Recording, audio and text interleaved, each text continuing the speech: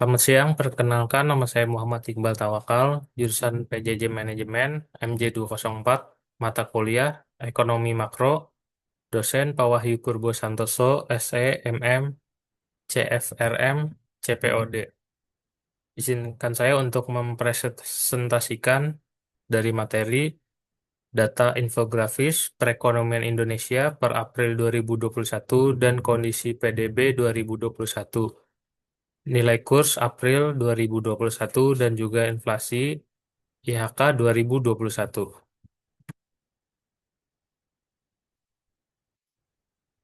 Momentum perbaikan perekonomian terus berlanjut. PDB triwulan 1 tahun 2021, perbaikan perekonomian terus berlanjut. Pada tahun 2020 sebesar 2,07% dan pada tahun 2021 0,74% didorong oleh kinerja eksternal yang meningkat tajam dan akselerasi stimulasi fiskal yang berlanjut. Pada sisi pengeluaran, ekspor tumbuh positif 6,74%, ditopang oleh peningkatan permintaan dari negara mitra, terutama Tiongkok dan Amerika.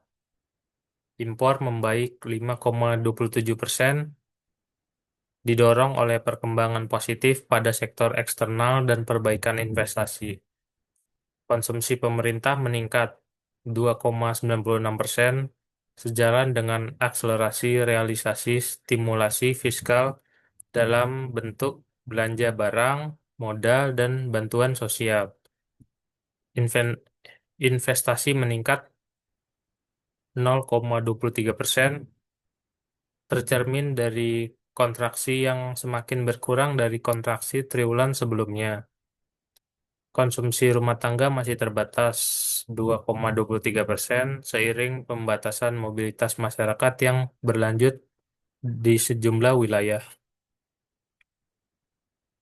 Pada sisi lapang kinerja sebagian besar lapangan usaha LU melanjutkan perbaikan dengan pertumbuhan tertinggi pada LU Informasi dan Komunikasi, LU Pengadaan Air, LU Jasa Kesehatan. Kebutuhan ekonomi diperkirakan akan terus membaik sejalan dengan prospek pemulihan ekonomi global yang semakin kuat. Untuk mendukung berlanjutnya pemulihan ekonomi nasional, ada beberapa pihak yang terlibat dalam pembentukan ekonomi. Bank Indonesia, pemerintah, Komite Stabilitas Sistem Keuangan, KSSK. Perkembangan nilai tukar. Mencermati kondisi perekonomian Indonesia khususnya sebagai dampak penyebaran COVID-19, Bank Indonesia menyampaikan perkembangan indikator stabilitas nilai rupiah secara periodik, di antaranya melalui perkembangan nilai tukar pada nilai tukar rupiah dan pada aliran masuk modal asing. Inflasi berada pada level yang rendah dan terkendali. Komoditas utama penyumbang inflasi adalah daging ayam, jeruk, cabai merah, dan minyak goreng. Komoditas utama penyumbangan deflasi adalah telur ayam ras, cabai rawit, kangkung, bawang merah, bayam, dan beras. Inflasi IHK April 2021 tetap rendah. Inflasi IHK April 2021 tetap rendah dipengaruhi oleh peningkatan inflasi kelompok inti dan administrasi price di tengah perlambatan inflasi kelompok fatality food. Jelaskan secara singkat siapakah pihak-pihak yang terlibat di dalam penentuan kebijakan ekonomi di Indonesia.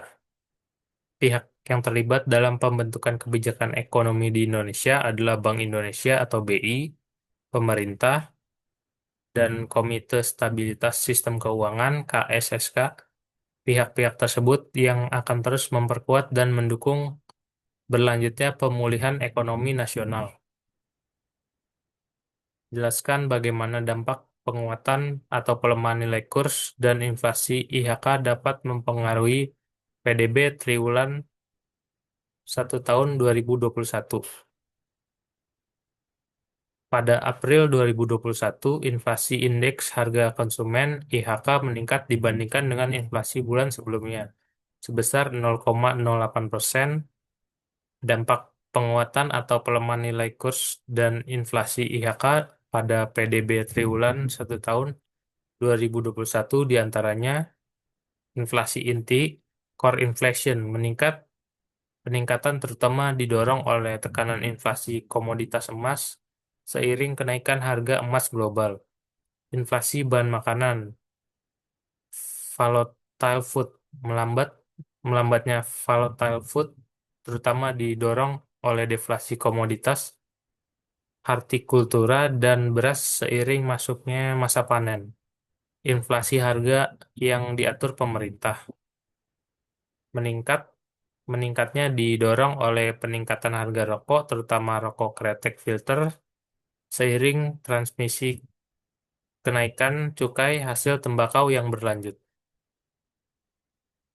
Bagaimana kondisi perekonomian makro Indonesia saat 2021 di tengah pandemi COVID-19?